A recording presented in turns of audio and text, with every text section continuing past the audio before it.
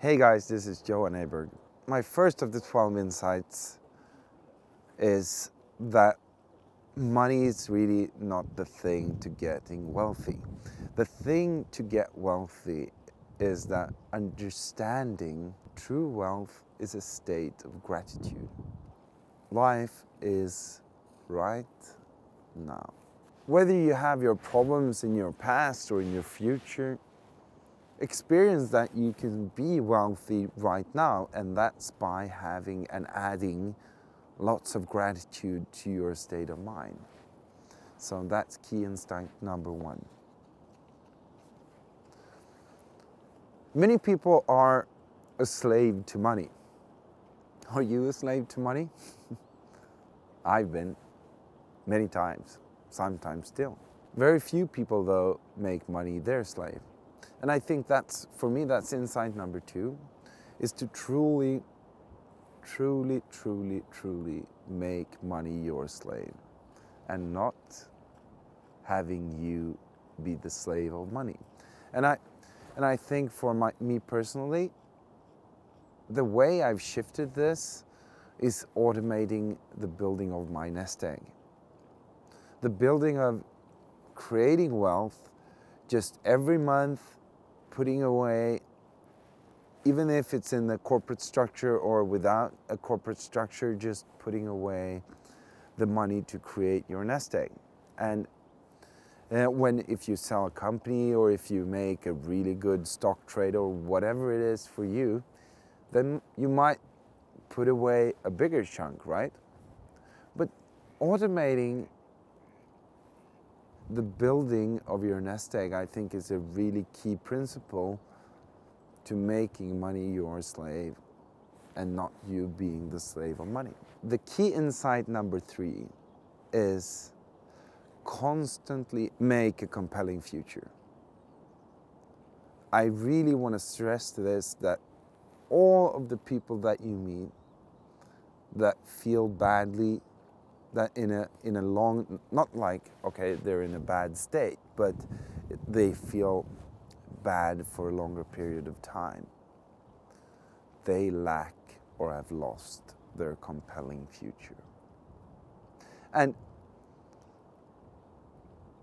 what I want you to focus on or maybe write down is, when you're finished with this video, write down, what are the three most important things that's creating your compelling future?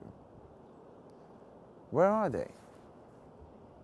Where are the three most important things that's creating your compelling future? Think about it. Insight number four, your advisor, your wealth advisor, is that person really a salesman or a fiduciary, a true trusted advisor? This is a general problem, that a lot of the wealth advisors, they aren't really advisors. Or maybe they are advisors because they're giving advice, but I think that if you go to a shop that sells glasses, they're going to offer you glasses.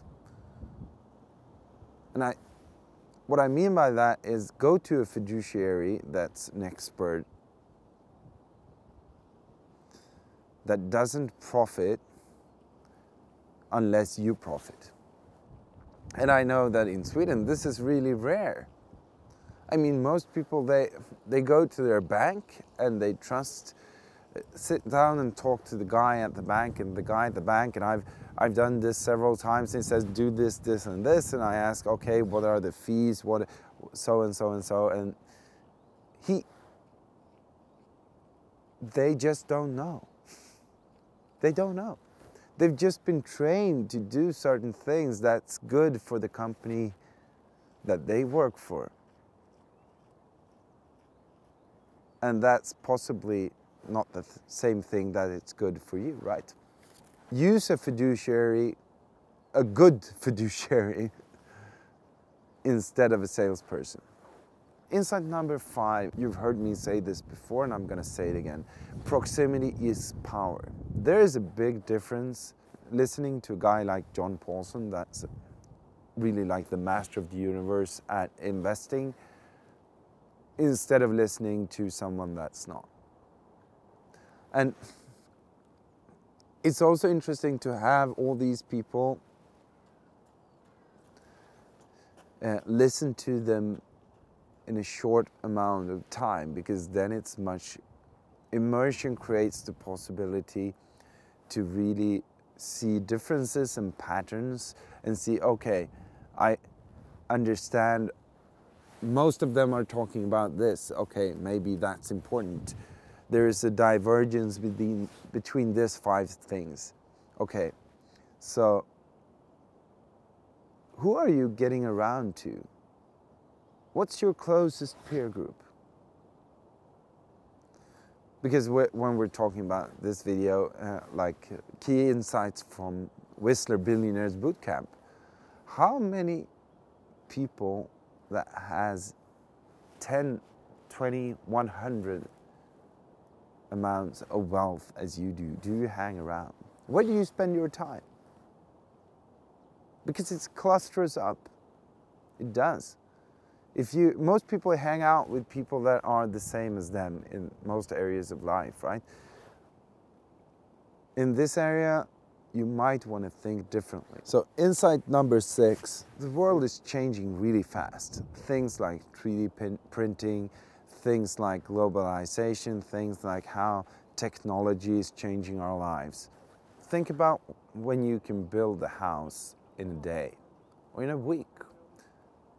Think about when there is no truck drivers, there's no taxi drivers, everything is automated, there is robots everywhere.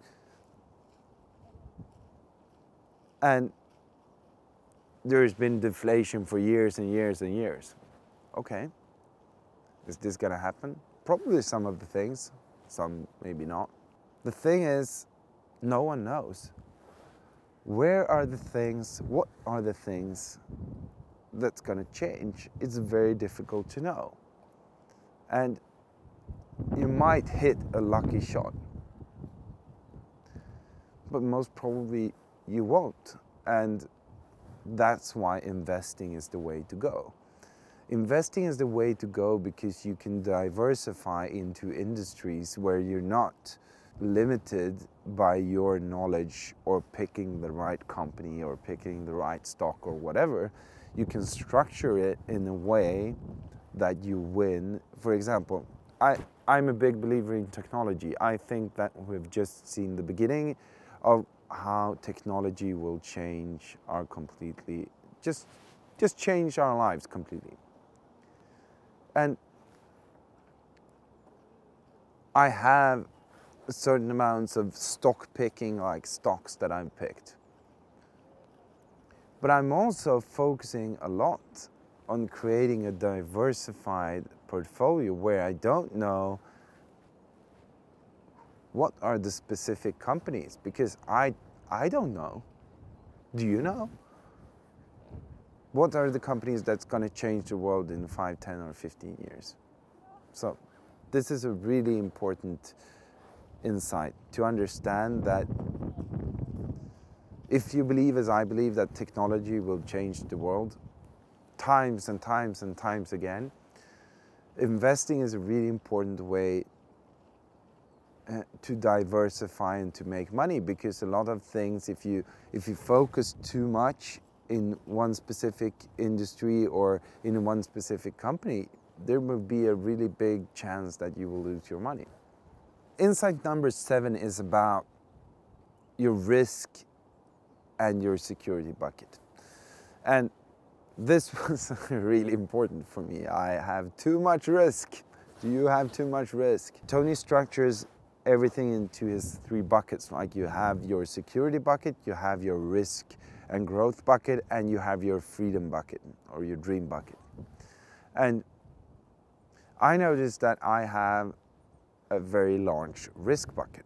And one of my projects for the next year, for the next 2 years, is to decrease my risk bucket and increase my security bucket. And also look at things, what was discussed as a hybrid bucket, where you can have risk type of rewards, but you have a very secure environment.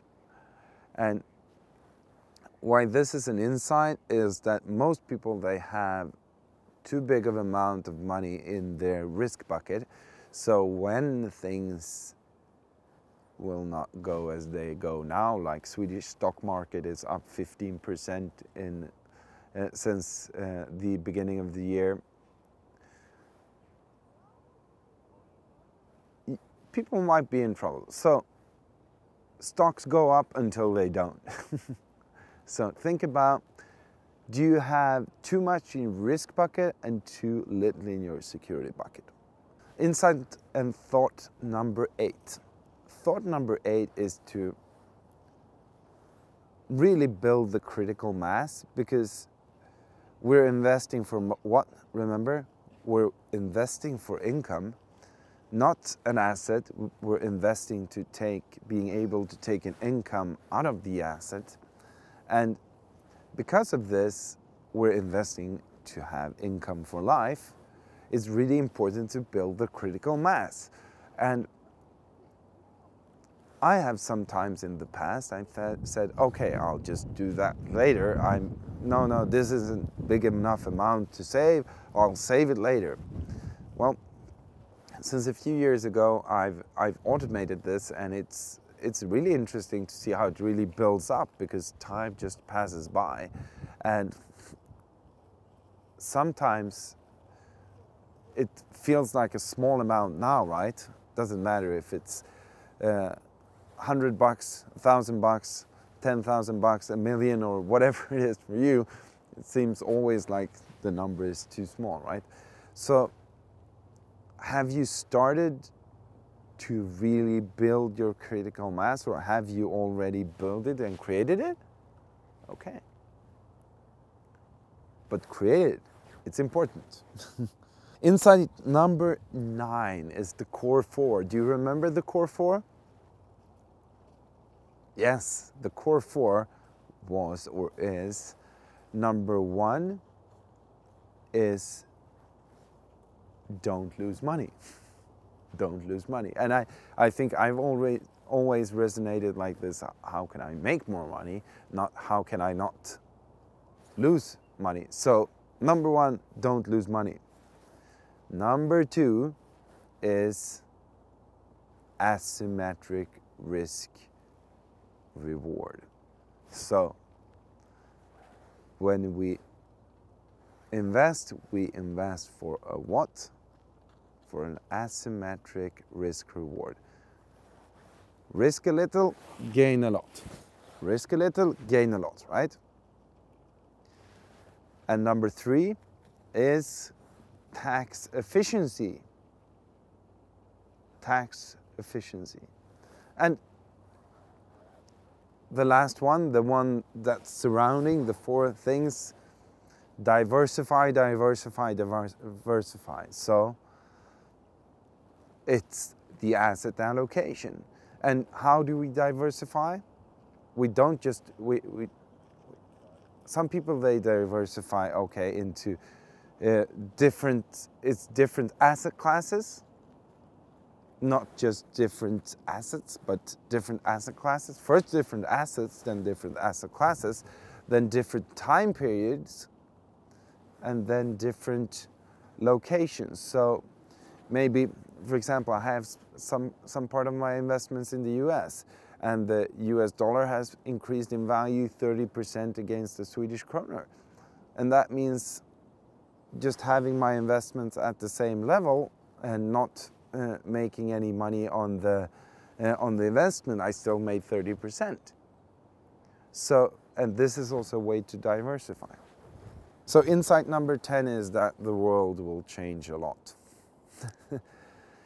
There is a lot of, and I'm not going to repeat everything here, but it was really interesting. Like the Eurozone is not going to work the way it's working right now. We have a problem in China, we have Japan, and we have emerging countries like India or like Iran and other countries. So it's really important to understand that the world will change, and understanding how do you think it's going to change, and how can you act accordingly. So the world is changing, and how will you act upon that? Insight number 11, understanding that we as business owners can solve bigger problems. Like the bigger problem we solve, the bigger the reward. What if I solved 100 times bigger problem for 100 times more important client? That will be worth lots more money. Maybe also making a really big impact. Lack of appreciation equals poverty. Doesn't matter all your goals, all your outcomes, all your plans, everything. If you don't appreciate what you have, you won't appreciate what you get. That's it. If you don't appreciate what you have, you won't appreciate what you get. Like the page and subscribe to the YouTube channel and give me a comment. I'll see you guys soon. Bye bye.